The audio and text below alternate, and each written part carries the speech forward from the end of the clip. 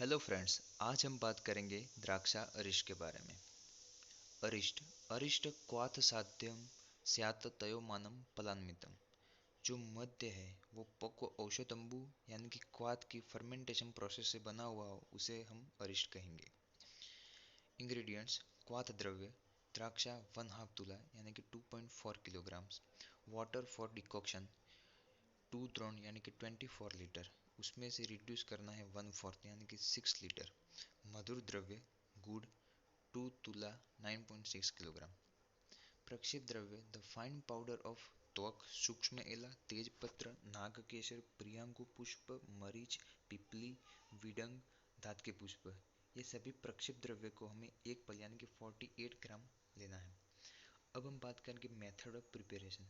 तो सबसे पहले रफली पाउंडेड द्राक्ष, उसको एक बड़े से डिकॉक्शन वेसल्स में लेना है और उसमें बताए अनुसार 2 द्रोण यानी कि 24 लीटर हमें वाटर लेना है। अब इस वेसल्स को माइल्ड टू मॉडरेट फायर देनी है। अब इस लिक्विड को हमें उबालना है और उसमें बताए अनुसार 6 लीटर लिक्विड हमें रिड्यूस करना है। अब जो बचा हुआ लिक्विड है उसे हमें एक अलग पात्र में लेना है।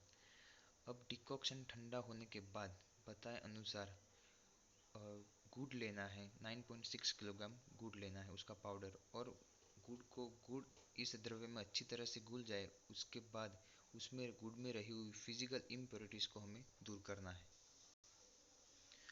अब इस प्रोसेस में संधान द्रव्य यानी कि धात के पुष्प का भी उपयोग होगा, जो क्लीन और ड्राई होना चाहिए, और प्रक्षेप द्रव्य जो कि अच्छी तरह से मिक्स हो जाए डिकॉक्शन में, ऐसा होना चाहिए।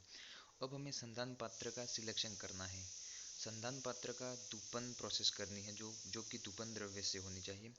अब इस संधान पात्र को हमें एक अच्छे प्लेस पर रखना है, जिसकी वजह से उसका टेम्परेचर नॉर्मल हो सके।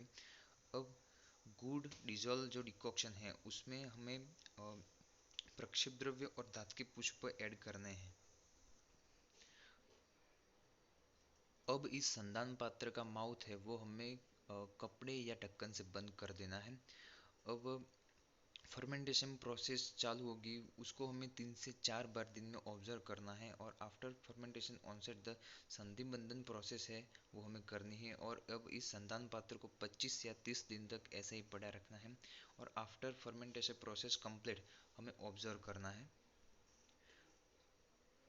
अब जो फर्मेंटेड लिक्विड है उसे हमें एयर टाइट प्लास्टिक कैन में स्टोर करना है, जिससे हम आगे जाके उसका उपयोग कर सके। लास्ट में हमें जो फर्मेंटेड लिक्विड मिलेगा वो होगा reddish liquid with sweet sharp taste and alcoholic order. अब हम बात करेंगे द्राक्षा अरिष्ट के डोज के बारे में। तो द्राक्षा अरिष्ट का डोज है 1 पल, जो कि दिन में 3 से 4 बार with equal quantity of water और खाने के बाद लेना है। अब हम सहपान की बात करेंगे तो सहपान में है इक्वल क्वांटिटी ऑफ वाटर, पानी के साथ लेना है।